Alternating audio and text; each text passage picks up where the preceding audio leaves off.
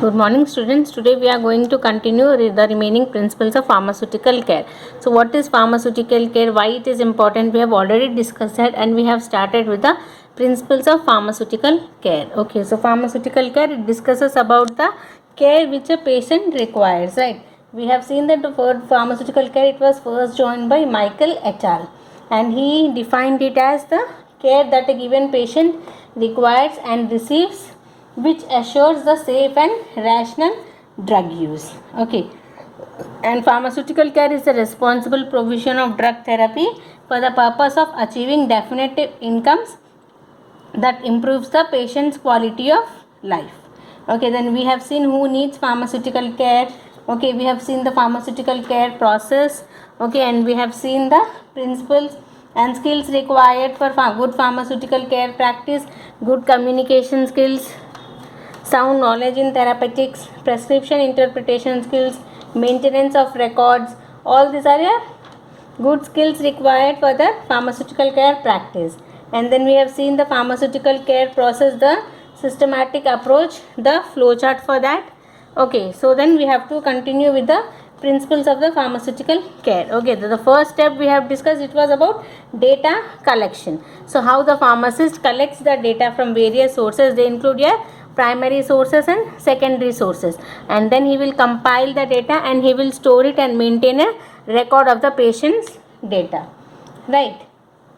So now today we'll discuss about a second principle which deals with your information evaluation. So he had already collected.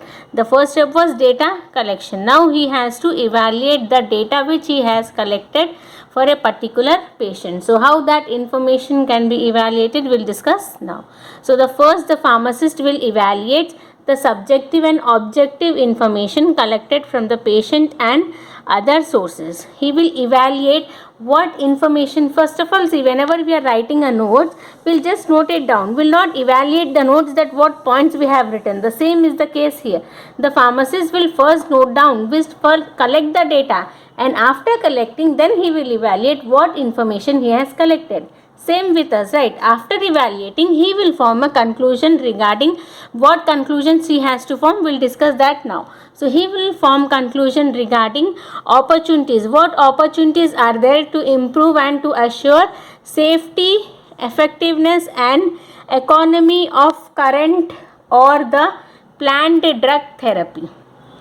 So the information which he has collected, he will use that information for evaluation, and then he will form a conclusion which will help in guiding or laying down the opportunities. Those opportunities will help to improve the safety, effectiveness of the planned drug therapy.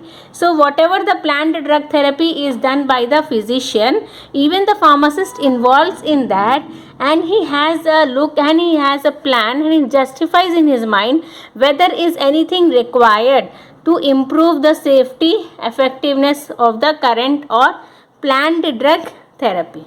Then what are the opportunities to minimize current or potential future drug or health related problems. He will also form a conclusion whether what opportunities he can utilize, okay, to reduce, to minimize the drug or health related problems. You know, in future you may have a drug related problem if you are overusing, or if there is a continuous use, or you may also have a health related problem. So he may evaluate the data to find that whether in some way he can minimize that problems of drug therapy or to minimize the problems of drug or health related problems. Okay, then the timing of any necessary future pharmacist consultation. He will also form a conclusion whether how to consult a pharmacist at what time, the timing of any necessary future that is whether if he is in emergency condition and that time how many pharmacists he can consult in future, and what pharmacist he can consult in future. So he will form a conclusion regarding all this. Okay, he will form a conclusion regarding all this which we have discussed, and then the pharmacist will record the conclusions of the evaluation in the medical or the pharmacy record. So whatever conclusions he has drawn, he should record those evaluation conclusions in the medical or the pharmacy record. The pharmacist is recording the pharmacist records, or he will record the conclusions of the evaluation which he has evaluated from the data, subjective and objective data which he has used for evaluation, that he will enter in the medical or the pharmacy record. Next, the pharmacist discusses the conclusions with the patient. Whatever conclusion he has drawn, it is necessary or it is mandatory for the pharmacist to discuss it with the patient. So he will discuss the conclusion with the patient as necessary and appropriate. Okay, that means how much information he should discuss, how much is the appropriateness of the information, that all the patient should know. So that all the pharmacist will discuss in detail with the patient, and he will assure an appropriate understanding of the nature of condition or illness. So he will assure, the pharmacist will assure that the patient has an understanding, if not full understanding, at least an approximate understanding of what condition the patient is suffering from, or what illness the patient is suffering from, and what might be expected with respect to its management. So if the patient knows that what condition he is suffering from, how he can manage, then that is that can be done only with the help of pharmacist help, right? And that will help in long term benefit for the patient, because if as a patient he understands what problem he has and how to manage, then that becomes a solution to the problem, right? So the pharmacist will discuss all the conclusions with the patient in order to make him understand what is his condition, what he can do to improve that condition. That means how he can better manage his condition. So that all, after drawing the conclusions, after drawing the evaluation, he will enter it in the record, and he will discuss it appropriately with the patient in his language to make him approximate understand or appropriate understand, if not complete understanding of the condition, right? So this is with the information evaluation, which is the second principle of the pharmaceutical care. First is the data collection, then the data collected is evaluated by the pharmacist and made known to the patient by the pharmacist, and then the next principle comes here, formulating a plan. Okay, the next principle is here, formulating a plan. So what plan the pharmacist needs to formulate or need to implement in order to improve the condition? So the first point, the pharmacist in concert with other healthcare providers, okay, in concert means in connection or in contact, he will contact the other healthcare providers whom he knows, whom they can help, whom he knows that they can guide him properly. So he will consult with the other healthcare providers who will identify, evaluate, and then choose the most appropriate actions. So those healthcare providers will help your pharmacist in identifying and evaluating the most, you can say, the best actions. So what are those actions? Those actions will be to improve and assure the safety, effectiveness and economy of the current or planned drug therapy. Same here, right? Here he will forming a conclusion regarding what? So those conclusion which will help him to improve the safety, effectiveness and economy of the drug therapy. Here also same, he will work with the healthcare providers. Here it is different. Here the role of healthcare providers comes. So the pharmacist will consult with other healthcare providers, and then in the combinedly they will choose the most appropriate actions. So those actions which will help in improving the safety, effectiveness and economy of the current or planned drug therapy, and those actions which will help to minimize the current or potential future health related problems. So similar which we have discussed in information evaluation, the conclusions help to achieve that. So here also the pharmacist ensure that whatever their action they are taking with the healthcare providers, that will help in improving the and assuring the safety, effectiveness and economy of the planned drug therapy, and also to minimize the future health related problems. Okay. The next point, the pharmacist formulates the plans to affect the desired outcomes, right? So this we already know. Why he will formulate a plan? Anything is formulated to give a particular outcome, right? to give rise to a particular outcome. So the pharmacist will formulate a plan to affect the desired outcomes. So these plans may include to work with the patient as well as with the other healthcare providers to develop patient specific drug therapy protocol, right?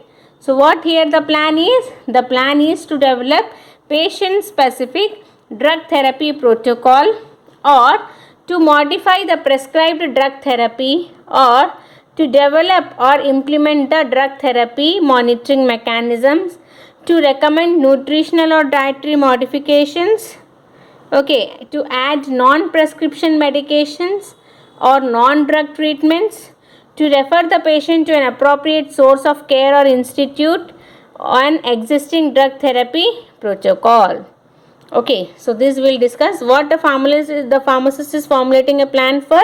He is planning, those plans may include that the patient should work along with the healthcare providers, right? Why? To modify the drug therapy, okay, to do any changes in the drug therapy, to implement drug therapy monitoring programs. That means a program which will help you in monitoring how much drug you are taking, the therapy, how much drug it requires. So those monitoring mechanisms should be implemented. Then if any nutritional or dietary modifications are required, that should be recommended by the healthcare provider in consultation with the pharmacist to the patient, to add non-prescription medications. Non-prescription medications or non-drug treatments do not, apart from the drug, if there is any natural treatment, Ayurvedic treatment, so he can prescribe that. Okay, so the patient should be given that non-drug treatment. Then to refer the patient to an appropriate source of care.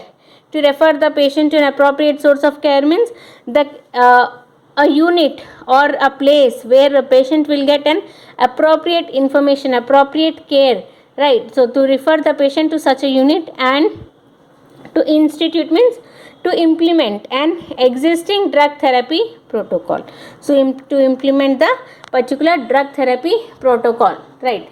Then for each problem identified, the pharmacist actively considers the patient's needs and determines the desirable and mutually agreed outcome and incorporates these into the plan. So the plan may include specific disease state and the drug therapy endpoints and the monitoring endpoints. Okay, so here needs nothing but the pharmacist will come to know, or he will consider what the patient is needing, what the patient determines, how the outcome should be outcome should be mutually agreed means it should be agreed by both. The any outcome it can be agreed by if the two persons are mutually agreed, right?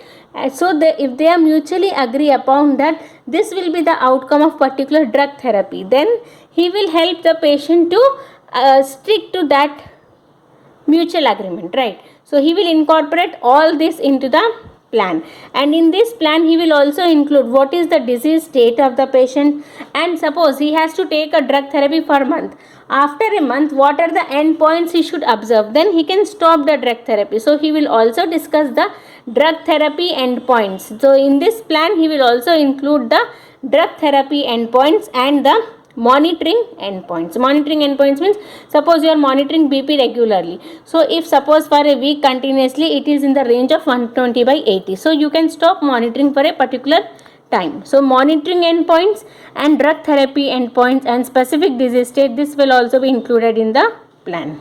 Next, the pharmacist reviews the plan and desirable outcomes with the patient and with the patient's other healthcare providers. So whatever plan he has developed, he want to implement that plan, he will review that plan and desirable outcomes. See, whenever we plan something, we have a desirable outcome in our mind. Like whenever if we think, if we finish reading so and so unit in particular day, then the outcome will be good, right? So whenever we do a planning in our mind, we definitely have some outcome for that. So the pharmacist will review the plan, and whatever the outcome he is thinking, the desirable outcome that he is thinking, he will discuss that with the patient and with the patient's other healthcare providers as appropriate. Okay, so whatever plan has been discussed and his outcomes, it will be discussed. Next, the pharmacist documents the plan and desirable outcomes. So whatever he is thinking, what is his plan, that he will document, nothing but note down in a paper, okay, or documentation it is called. to the pharmacist will do the documentation of the plan and the desirable outcomes. What he is thinking according to him should be the desirable outcomes in the patient's medical or pharmacy record. Okay, so this is the last point in formulating a plan. The pharmacist, he will review the plan and the desirable outcomes with the patient and the other healthcare provider. After doing that, he will documentation of the plan is done along with the desirable outcomes, and it is done in the patient's medical or pharmacy record. So once the documentation is done, he can move to the next principle, that is implementation of plan. Okay, and the next, assuring positive outcome. So that we'll discuss in the next class. Please prepare notes by referring the video. In case of any doubts, let me know. Thank you.